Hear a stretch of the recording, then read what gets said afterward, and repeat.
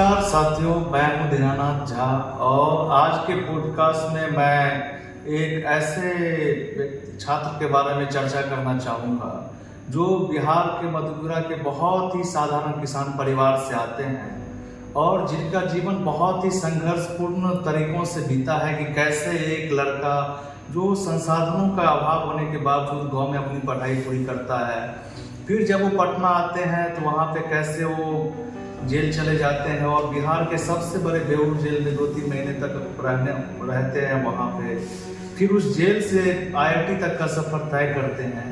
तो वो जो शख्सियत है उनका नाम है आशीष यादव जी और वो यहाँ पे हमारे मित्र भी हैं और क्लासमेट भी हैं। तो आइए हम आपको शुरू करवाते हैं। तो आशीष जी, आप अपने शुरुआती शिक्षा के बारे में ज़रा अपने दर्शकों को बताना चाहेंगे? सबसे पहले दिनकर जी आपको धन्यवाद और आपके पूरे टीम को धन्यवाद देना चाहता हूँ। मेरा नाम आशीष कुमार यादव है और मैं बिहार के एक बाढ़ग्रस्त जिला मधेपुरा से हूँ और मधेपुरा में एक छोटा सा गांव पड़ता है सिसवापट्टी, जो ग्वालपारा प्रखंड में आती है। तो वहाँ जो है खास करके कोसी एरिया में, कोसी क्षेत्र में ये जो शिक्षा व्यवस्था है जी, उसको लेकर के जो है ना जी, ना तो पेरेंट्स ज़्यादा जागरूक हैं, ना तो छात्र छात्रा। तो मतलब होती है कि किसी तरह जो वहाँ से निकल गया है, दुख सुख जो भी है जैसे भी है, आधे खाना खा करके जो निकल गया है उसके लिए बहुत, हमारे लिए तो ये बहुत बड़ी बात है कि मैं एक छोटे गांव से मैं पहला लड़का हूं जो मैं अपने क्षेत्र से मैं IIT पहुंचा। अच्छा आशीष जी, जब आपकी प्रारंभिक परीक्षा गांव में हुई है तो मतलब उसके बारे में मैं जानना चाह रहा हूँ और हमारे साथी जानना चाह रहे हैं कि वो कहाँ से हुई है? मेरा जो माध्यमिक मैट्रिक जो हुई है वो एक मेरे पंचायत में नहीं है। स्कूल जो है मेरे पंचायत में नहीं है, वो दूसरे पंचायत में एक रामहंस +2 हाई स्कूल है, वो +2 हो गया है। तो उससे मैंने मैट्रिक किया है। और मैं एक इंटरेस्टिंग बात बताता हूँ कि मैं मैट्रिक में एक बार फेल किया हूँ, वो भी खास करके गणित में। वाह, तो ये तो बड़ा, मतलब गणित में आप फेल कर गए, तो फिर कैसे गाँव में कैसे आप निकले उस चीज़ से? होता क्या है ना कि अगर आप कोई चीज़ में फेलियर हो जाते हैं ना और कोई बात अगर आपके दिल पर लग जाती है तो फिर आपका सोच और माइंडसेट हर चीज़ बदल जाता है। तो उसको आप पॉजिटिव वे में ले करके आप कहीं कितने मार्क्स आए थे आपके गणित में? पहला बार जो मैंने गणित का एग्जाम दिया था, मैट्रिक का एग्जाम दिया था, उसमें मैं तो 2nd डिवीजन ही किया हूँ, लेकिन गणित में मेरा 23 मार्क था। देखिए, जो छात्र गणित में फेल कर जा रहे हैं मात्र 23 मार्क्स ला रहे हैं, आज गणित से ही MSc कर रहे हैं और बाद में PhD भी करना चाह रहे हैं, इसी फील्ड में जो है अपना करियर बनाना चाह रहे हैं और IIT जैसे प्रशिक्षित संस्थान में पढ़ रहे हैं जी। अच्छा, तो आप, हाँ, तो क्या बोलते हैं?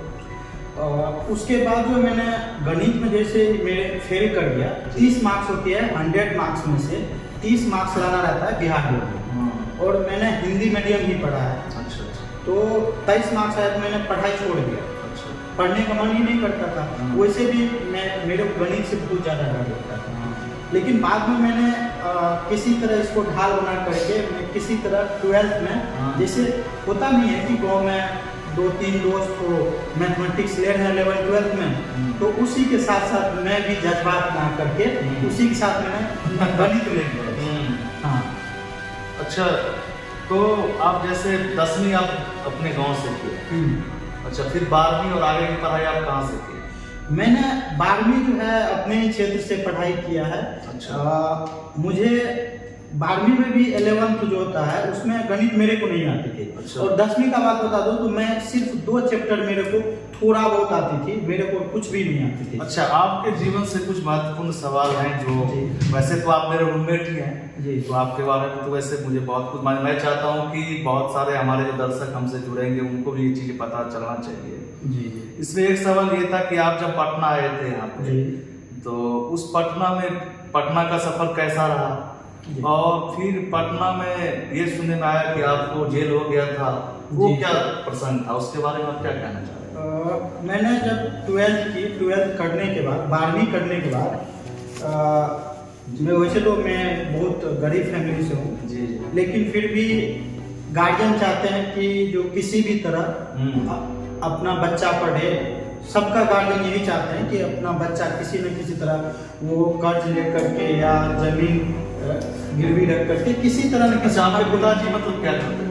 मेरे पिताजी एक किसान पुअर फैमिली से। लेकिन वहाँ पे तो जैसे कि हम देखते हैं कि मिथिलांचल का जो क्षेत्र है, खास करके मधेपुरा, पूर्णिया, सहरसा, इन सब क्षेत्रों में तो बाढ़ग्रस्त एरिया है। जी, यहाँ जो होती है ना कि 6 मंथ का जो फसल होता है ना, तो वो बर्बाद हो जाता है, या बारिश से, या कोसी, हमारे क्षेत्र में जो कोसी है, सुरसर नदी है, उसका पानी जो है हर एक साल जो है वो बाहर आती है और फसल को नष्ट करके चली जाती है। उस हाल में आपके पिताजी ने आपके लिए इतना कुछ किया कि आप जी। पटना है जी गाड़ी का जो आपका सफर हुआ। जी।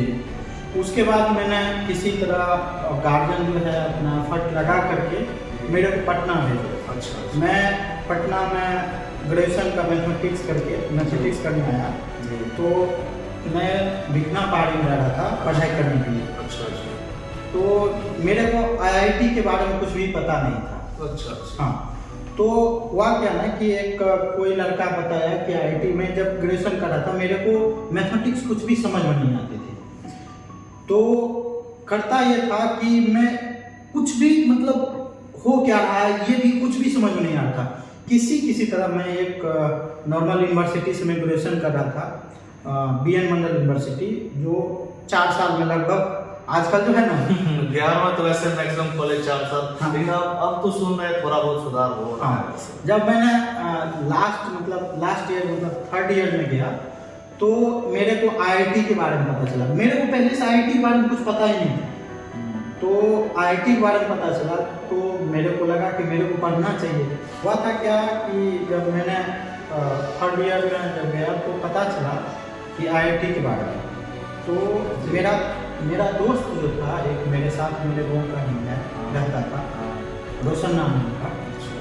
तो उन्होंने बोला कि जो चलो लाइब्रेरी ज्वाइन करते हैं, पटना में लाइब्रेरी ओपन हुआ था। तो मैंने लाइब्रेरी ज्वाइन किया, 2-4 दिन लाइब्रेरी जैसे पढ़ने की तरह जा रहा था। एक दिन NTPC का जो है एक रिजल्ट में धांधली हुई। बहुत सुने थे उसमें, खास कर काफी उसमें हाँ, हुए थे। उसमें जो है बहुत सारा डिस्ट्रिक्ट में ट्रेन, रेलवे इंजन सब जलाया गया था, प्लेटफॉर्म तोड़ दिया था, बहुत हंगामा हुआ था। अच्छा। तो भिखना पहाड़ी में मैं लाइब्रेरी से मेरे को पता नहीं था कि जो बाहर में जो है हंगामा हो रहा है। अच्छा। तो मैं लाइब्रेरी से बाहर निकल करके मैं रूम पे जा रहा था। अच्छा। शाम का टाइम था, 7 बजे। जी। अब बाहर में जो है हल्ला हो गया बहुत ज़्यादा, तो मैं जा रहा था, मेरे को कुछ पता था नहीं इसके बारे में। जी। उधर से आकर के मेरे को पुलिस सब जो है पूरा सिटी SP पटना से एक कोई पंजाब का कोई SP थे, उन्होंने उनके अराउंड में मेरे को पकड़ लिया गया। पकड़ने के बाद जो है मेरे को एक मोहनलाल स्टेडियम है, उसके अंदर रखा गया। 2 दिन उसके अंदर रखा गया।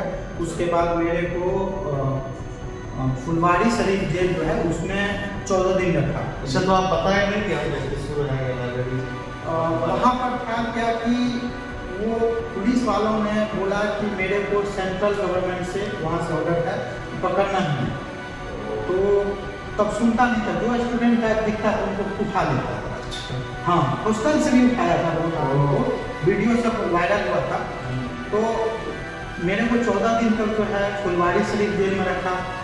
उसके बाद जो है मेरे को 14 दिन के बाद जो है बिहार के एक सबसे बड़ा जेल है, आप नाम सुने होंगे, बेऊर जेल। हाँ, जहाँ पे अनंत सिंह अभी हाल। हाँ, तो वही बेऊर जेल में मुझे फिर ट्रांसफर किया गया। सबसे बड़ा जेल है बेऊर जेल। बेऊर जेल जाने के बाद जो है, जैसे एक मैं इंटरेस्टिंग बात बताना चाहता हूँ कि वहाँ पर जो है ना, मैं जब जा रहा था तो मेरे साथ बहुत कैदी भी जा रहे थे अंदर। अच्छा। तो कुछ कैदी के साथ मारपीट भी करता था, मेरे को खुद डर लगा। अच्छा। लेकिन जैसे जेलर, और बात ये है कि वो जेलर जो थे, आप एक कहानी सुने होंगे आनंद मोहन का, आनंद मोहन नहीं, आनंद सिंह। नहीं, एक नवादा जेल में जो घटना घटी हुई। हाँ, वो मातो जो थे। हाँ, कोई मातो जो करके है, अशोक मातो। उस पर वेब सीरीज भी बना है, खाकी वेब सीरीज बना हुआ। उसी टाइम में उसमें जो मर्डर हुआ था वही जेलर थे यहाँ पे। अच्छा। बेउर जेल में।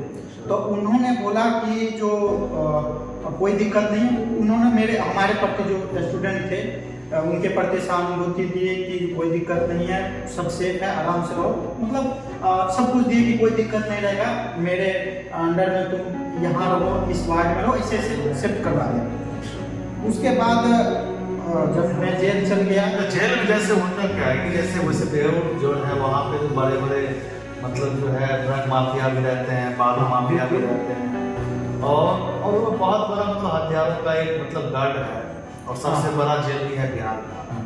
तो उस जेल में मतलब सुनने में जैसे कि ये भी आता है कि जेल में जैसे कुछ नवयुवक टाइप कैदी जाते हैं, उनको परेशान किया जाता है, मारपीट किया जाता है। तो इन सब में आपका कैसा मतलब वहाँ पे अनुभव रहा, और जेल में मतलब आप मतलब कैसे रहते थे वहाँ पे, सोने का व्यवस्था मतलब कैसा होगा, खाने का क्या था, इस सब के बारे में बताना चाहेंगे? जेल जो है ना, बेउर जेल के बारे में मैं बताना चाहूँगा कि उसमें सब सुविधा तो बहुत अच्छा है, लेकिन दिक्कत ये होती है, आखिर तो जेल है ना। जी, तो जेल होती है तो कैद करके रखा जाता है, आप बाहर नहीं जा सकते हैं, बाहर नहीं झाँक सकते हैं, उससे मतलब कुछ पल के लिए आपको अच्छा है, ठीक है, अंदर में, लेकिन फिर आप एक ही कैंपस में, एक ही रूम में कैद रह करके कितना दिन तक रह सकते हैं। तो होता क्या है ना कि बाद में मेरे को जेल जब गया तो मुझे नींद नहीं आने लगी। अब होता है कि उस थोड़ा सा बेड टाइप का रहता है, ओढ़ने सब कुछ दिया जाता है, एक वार्ड टाइप का रहता है, जैसे थोड़ा सा बहुत बड़ा कमरा रहता है, उसमें 40 से 45 कैदी रहते हैं एक कमरे 40 से 45। हाँ, 40 से 45, और उसमें दिक्कत यह है कि उसमें एक ही बाथरूम रहता है। 40-45 कैदी, एक बाथरूम। हाँ, अब उसमें से अब जो सुबह में जितना जल्दी उठ पाया लाइन में लगना पड़ता था, दिक्कत यहाँ होती थी, दिक्कत नहाने में होती थी। अच्छा, खाने का क्या होता है? खाने को होता था कि वैसे तो लाइन में लग करके खाना मिलता ही था, लेकिन मैं वार्ड में रहता था, तो वार्ड में जो है मतलब कोई जान पहचान का मिल गया था, तो वो जो है सेफ्टी से अपने वार्ड में रखते थे, खाना खुद बनाता। बात यह है कि जो खाना बनाता था वार्ड में, वो ज़्यादातर जो है ये 376 वाला केस होती है, रेपिस्ट जो होता है, उनसे खाना बनवाया जाता है वार्ड में। हाँ, उनसे खाना बनवाया जाता है, और उनको उनका ज़्यादा इज्जत नहीं मिलती है जेल में, उनका ज़्यादा दिक्कत होता है। हाँ, तो बात ये होती है। लेकिन वहाँ पे जैसे कि मैं देख रहा हूँ एक वार्ड है, 40-45 लोग रह रहे हैं, और उसमें भी बहुत सारे क्रिमिनल बैकग्राउंड के लोग हैं, और आप उसमें एक स्टूडेंट है, आपकी उम्र 22 साल 22 साल की उम्र की रही होगी, तो उसमें मतलब कितना मतलब डर, एक अनुभव, वो क्या मतलब कैसा डर? देखिए, पहली बार होता है कि कुछ भी में डर लगता है, चाहे अच्छा करो या बुरा करो, तो वो तो जेल ही था।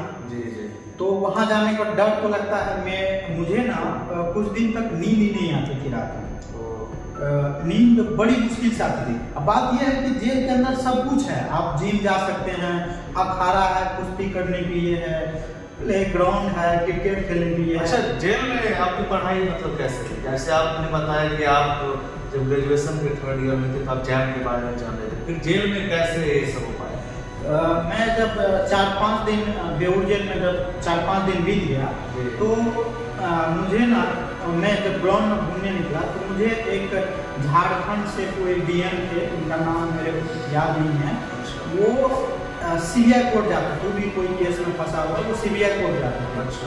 उन्होंने मेरे को एक आम का गेट के पास सब बैठते थे, तो उन्होंने वहाँ पर मेरे से मुलाकात हो उनसे, और उन्होंने ये सब बात बताई कि लाइब्रेरी है, तब मैंने जा कर के लाइब्रेरी गया उन्हीं के साथ। जब लाइब्रेरी देखा तो मेरे को सब कुछ उपलब्ध था लाइब्रेरी में, हर चीज़, चाहे सब कुछ मिलता था। अच्छा एसी लाइब्रेरी था, और मैं तो सोचा कि अच्छा मैथमेटिक्स खोजूँ, उसमें से मेरे को मैथ्स थोड़ा सा पढ़ना है, सबसे मेरे को आती नहीं है। जी जी। तो मैंने लाइब्रेरी में ढूंढा, तो मेरे को एक आप लोग सुनेंगे राकेश यादव, हाँ, उनका एक मोटा वाला बुक मुझे मिल गया। अच्छा। तो मैं बेसिक जो है वहीं से स्टार्ट किया, जो सोचा आईटी यहीं से स्टार्ट करूं, जो हो गया, अगर बचे जिंदगी तो ठीक है, नहीं तो यहीं से मरवा दें। अच्छा, तो फिर मतलब जेल में जैसे कि आए और जैसे आईटी जैम का जैसे पेपर दिया जी। तो उस बीच में जैसे हमने देखा कि आपसे सुना भी है उसी टाइम पे आपके भाई साहब की भी हत्या हो गई थी, वो क्या मामला था? जी, मैं जब जेल से तैयारी करने लग गया तो मैं किसी तरह फिर मन लग गया पढ़ने में जी।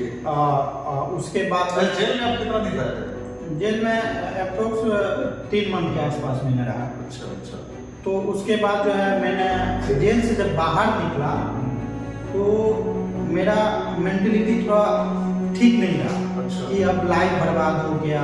जिनसे मैं बात करता था कि जो अब पढ़ाई का क्या होगा, कैसे होगा, तो बोलता था कि आप पर अगर केस हो गया ना, आप जेल चल गए तो आपका लाइफ फिट नहीं है। तो मैं इससे ज़्यादा डिप्रेशन में चल गया था। अच्छा।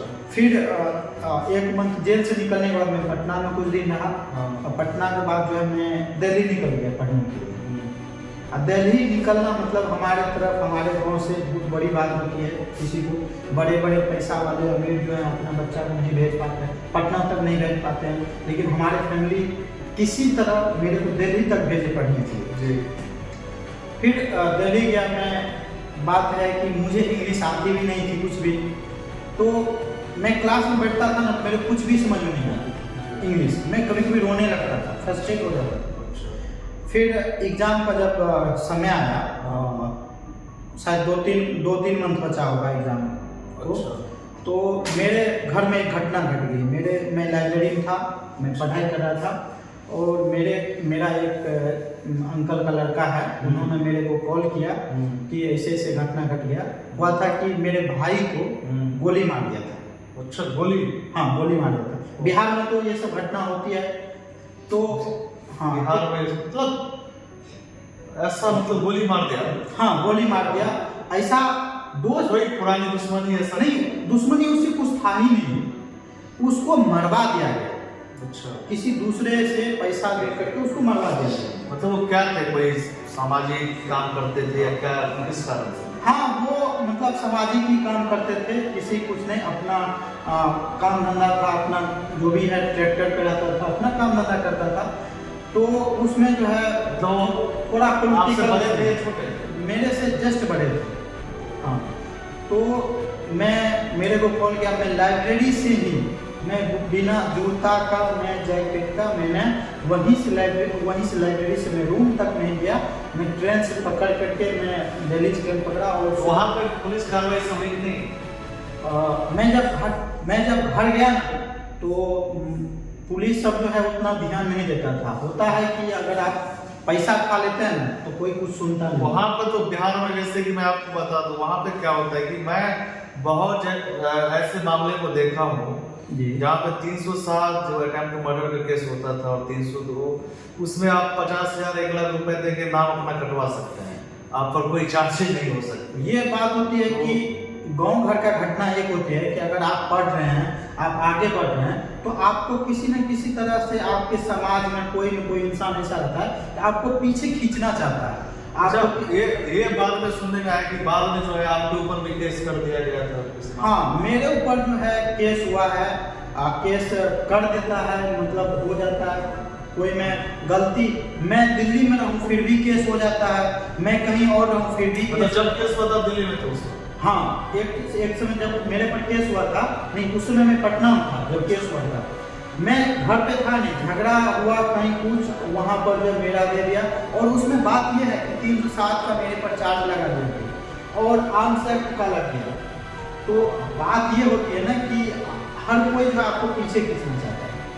मतलब क्यों है कि बिहार में, मतलब एक तो ऐसे पिछड़ा जगह है, खास करके वो क्षेत्र जो वहाँ पे आते हैं, बाढ़ग्रस्त एरिया है, और उसमें कोई लड़का या कोई परिवार अपने बच्चे को पढ़ा करके आगे देना चाहते हैं, और बाद में जो है उसी समाज के लोग, उन्हीं मतलब जो आपके बिरादरी के लोग हैं या गांव के लोग हैं, वही लोग आपको क्यों ऐसे परेशान करना चाह रहे हैं? आप अगर पढ़ लिख लीजिएगा तो फिर वो नीचे नहीं हो जाएगा। बात ये भी होती है ना कि उनके पास सब कुछ रहते हुए उनका बच्चा पढ़ नहीं पाया, आगे बढ़ नहीं पाया, और आपको देखेंगे तो उनको जलन भी नहीं होता मैं है। अभी एक और मतलब कमाल की बात आपको बता रहा हूँ जी कि अभी एक दो और जान पहचान के लड़के थे, एमटेक में भी थे, उन सबसे भी मैं मिला हूँ। तो उनका भी यही समस्या था। वो थे यहाँ में पटना में पढ़ रहे थे, मुझे रास्ते में मिले और बता रहे हैं कि मेरे ऊपर जो है केस हो गया। और यहाँ का पता नहीं कौन सा सिस्टम है, क्या काम कर रहा है कि आप कहीं पर हो, दिल्ली में हो, बम्बई में हो, पता चल रहा है कि आपके ऊपर 307 हो गया। और कमाल की बात ये होती है कि लड़ाई में आप ना हो फिर भी आपके ऊपर केस हो जाता है। ये भी और उसमें कोई स्टूडेंट है मान लीजिए जो पढ़ाई कर रहा है, तो फिर तो अच्छा जो आपका मतलब जैक ही क्यों आपने चूज किया? और यही जो केस जो हो जाता है ना, तो बहुत केस में तो नाम कटता है पैसा लेकर के। कितना बड़ा आप नाम कटवा पाइएगा पैसा लेकर के? आपके पास पैसा भी तो रहना चाहिए। तो अगर केस में नाम चल जाता है तो आपका कैरेक्टर नहीं बनता है। हाँ। कैरेक्टर जो आजकल वो थाना में जाकर के हाँ वो होता है। तो आप जो है कैरेक्टर नहीं बनेगा तो फिर आप डिफेंस में आप जा नहीं सकते।